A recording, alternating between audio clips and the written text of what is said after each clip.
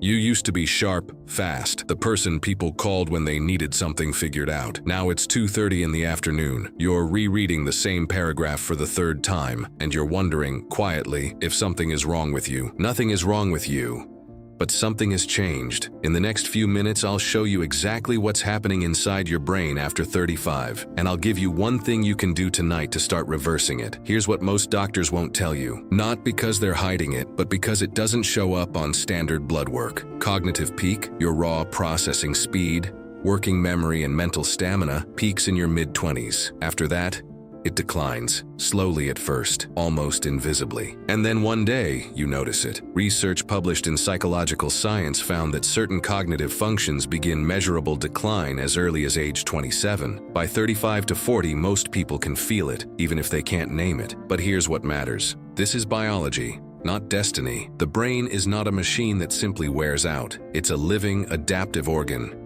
and it responds to what you do with it. So why does the fog feel so much heavier for some people than others? There are 5 factors that accelerate cognitive decline after 35. Most people have at least 3 of them without realizing it. Number 1, chronic cortisol overload. Cortisol is your stress hormone. In short bursts, it's useful, but when it stays elevated, from work pressure, financial stress, constant information, it literally damages the hippocampus. That's the brain region responsible for memory and learning.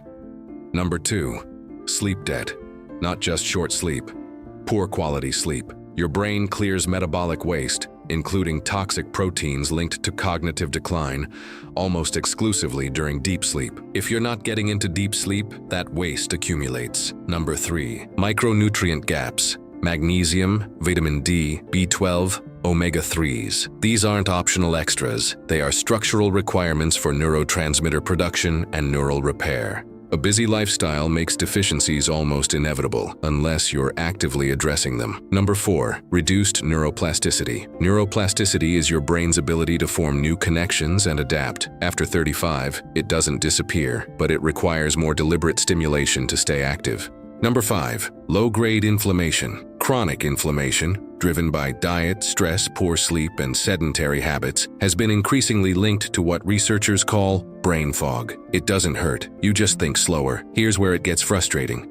Cortisol and dopamine are in a constant push and pull relationship. When cortisol stays high, as it does under chronic stress, it suppresses your dopamine pathways. Dopamine is not just the pleasure chemical. It drives motivation, focus, and the ability to start tasks. So when it drops, you feel flat, unmotivated, like nothing quite matters enough to begin. And then, because you feel that way, you reach for coffee, sugar, or your phone. Each of those spikes cortisol again, which suppresses dopamine further. It's a loop, and willpower alone doesn't break it. If you've gone to a doctor with cognitive complaints and been told everything looks normal, you're not imagining things. Standard panels don't capture early cognitive vulnerability. The markers, worth discussing with your doctor. Homocysteine. Elevated levels are associated with accelerated brain aging. Vitamin D, below 40 nanograms per milliliter, impairs neuronal function and mood regulation. Ferritin. Low iron stores affect focus and processing speed even before anemia develops. HSCRP, a marker of low-grade inflammation that directly affects cognitive performance. These are not exotic tests.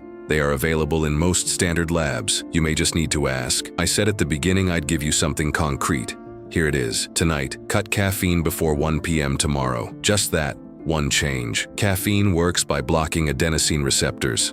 Adenosine is the molecule that makes you feel tired. It builds up naturally across the day.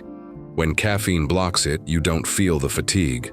But the adenosine doesn't disappear. It waits, and when the caffeine clears, usually around 3 to 5 p.m., it hits all at once. That 2:30 wall, that's not your brain failing. That's a pharmacological crash. Cut caffeine before 1 p.m. for 5 days. Track your afternoon clarity. Most people notice the difference within 72 hours. The rest of the picture, sleep, morning routines, and what the science actually says about brain supplements is what this series covers over the next 3 weeks. If you want to go deeper right now, the link to the full article is in the description. Subscribe if you want the next video when it drops. No tricks, just useful information every week. Take care of your brain. It's the only one you have.